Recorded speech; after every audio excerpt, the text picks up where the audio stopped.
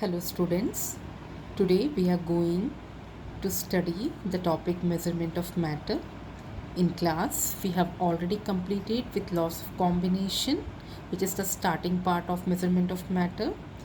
After that, we have to start with the atoms, its size, its mass, calculation of the atomic mass and molecular mass, and then we need to study about the valency of the atom, as well as we have to study about mole concept.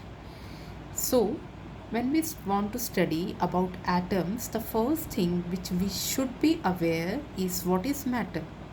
You have already studied in your previous classes about matter, and you all know very well that matter is something which occupies space and have mass. When we talk about the physical nature of the matter, physical nature means the way it appears to us. So the physical nature of the matter can be divided into three categories: solid, liquid and gas. Means we are able to see any matter in the form of a solid or a liquid or a gas. But when we think about its chemical nature means what actually a matter is made up of, or what is the constituent, what are the things which are present inside a matter. And this is the part which we have to study in this chapter. So, the chemical nature of the matter tells us that matter is made up of small particles, and these small particles are nothing but atom. So, what is an atom? Atoms are the basic unit or the fundamental unit of the matter.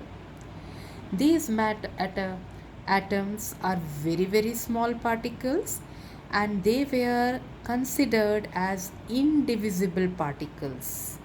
Though now we know that atoms are further divisible and they can be divided into electrons, protons and neutrons, but when the atom was discovered and when the study was started, at that time they were considered as indivisible or the smallest particle.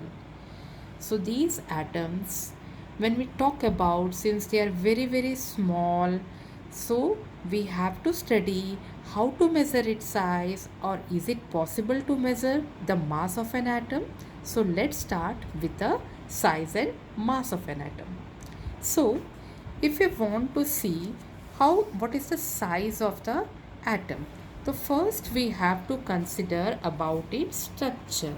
You all can see this is the diagram of an atom. So the middle part inside an atom is called as nucleus. You can even compare this with cell, which you study in biology. Similarly, just like the cell, the inside portion or the middle part of an atom is made up of nucleus. Outside this nucleus are the parts which are called as orbits, or they are also called as shells. So this nucleus, it contains two particles inside it, which we know they are called as protons and neutrons, while the orbits, they contain the particle which is called as electron. So now what we have to consider is the atom is made up of two parts. One is the nucleus and the other one is the shell or the orbit. So when we have to study about the size of the atom, what we have to consider is, or what we have to keep in our mind is 2 points. One is the point from where the nucleus is there, and the second is the point which ends. So the distance between the nucleus and the outermost orbit, the distance between the nucleus and the outermost orbit is considered as atomic radius, and this atomic radius tells us about the atomic size of the atom. So the atomic size is measured in terms of its atomic radius. And what is atomic radius? Atomic radius is the distance between the nucleus and the outermost orbit. Now when we talk about the outermost orbit, this will be different in different type of atoms. So let's take some example. First we can take the example of hydrogen. You all know that hydrogen is the smallest atom. This is the first element in the series of elements. Its atomic number is 1. So hydrogen have a nucleus and it have a orbit. Since it have only one electron, we know that hydrogen consists of a single orbit. So when we talk about hydrogen, the atomic radius in case of hydrogen will be distance between the nucleus to the first orbit. But when we go to carbon, carbon's atomic number is 6 and it have two shells, first shell and the second shell. So in case of carbon, when we have to take the atomic radius, we need to consider it from the nucleus to the second orbit, not the first one, rather the second one. So this will be the distance. This distance will be called as the atomic radius, and the size will be considered according to the atomic radius only. When we can go to, or even we can take one more example, that is sodium. In case of sodium, the atomic number is 11 and sodium have 3 shells.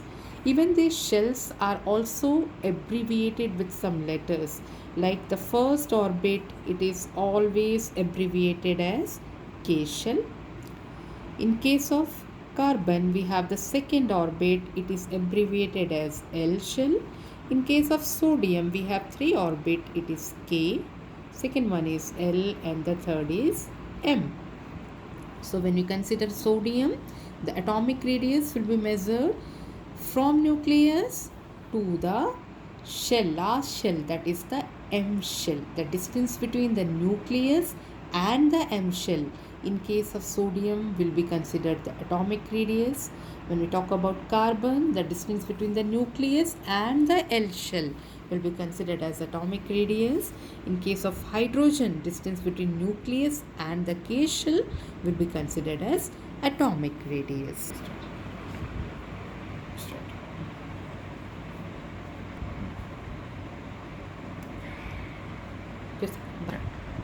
So now we know what is atomic radius.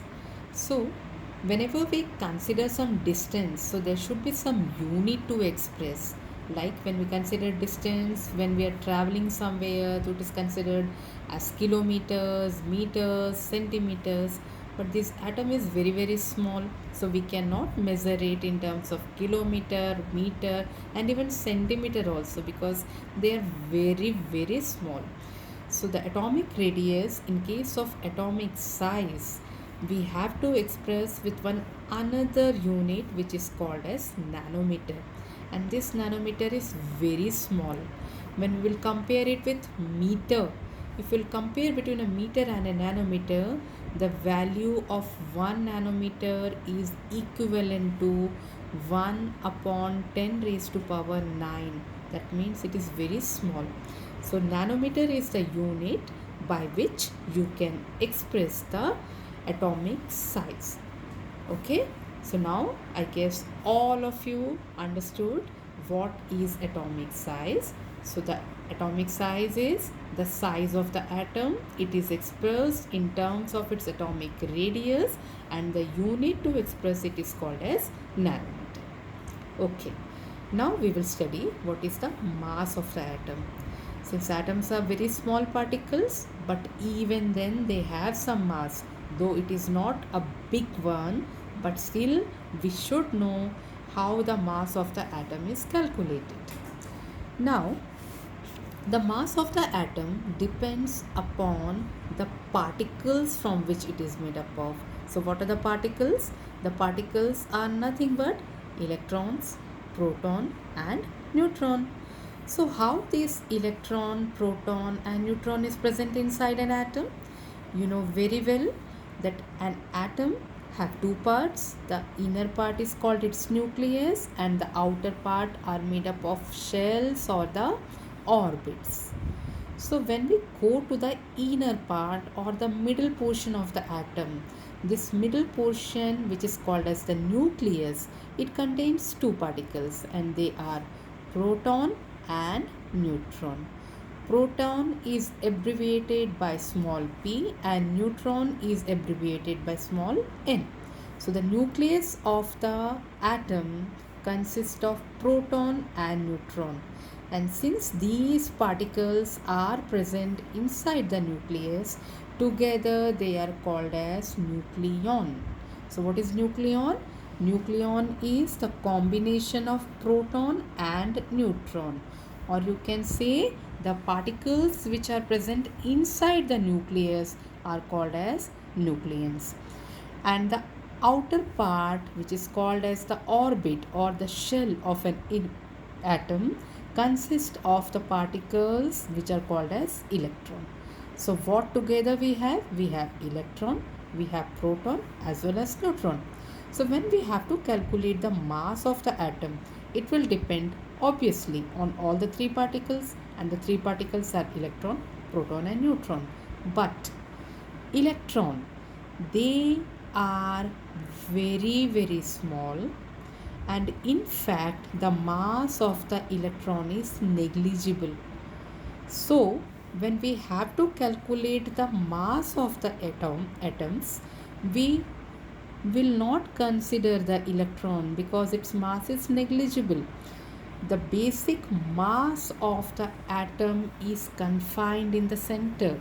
All the mass of the atom is confined in the center, and the center consists of proton and neutron. So the atomic mass is the mass of combination of proton and neutron. The mass of proton plus mass of neutron will give you the atomic mass of the atom. Understood? So atomic mass is mass of proton and neutron. For example, if we will take hydrogen, we know the atomic number of hydrogen is 1. So in hydrogen, the number of proton is 1, and we know very well whatever will be the number of proton, it will be always equal to the number of electron. Now in hydrogen we have 1 proton as well as 1 electron, but in hydrogen there is no neutron, and we know atomic mass is combination of proton plus neutron. So the atomic mass of hydrogen will become 1 proton plus 0 neutron, which will be equal to 1. So the atomic mass of hydrogen is 1. Okay. So the atomic mass of hydrogen is 1. Though we have calculated here that the atomic mass of hydrogen is 1, but you know hydrogen is the smallest atom, and when we think of atom itself, it is very small. So just think about it, how difficult it will be to calculate the atomic mass of hydrogen itself.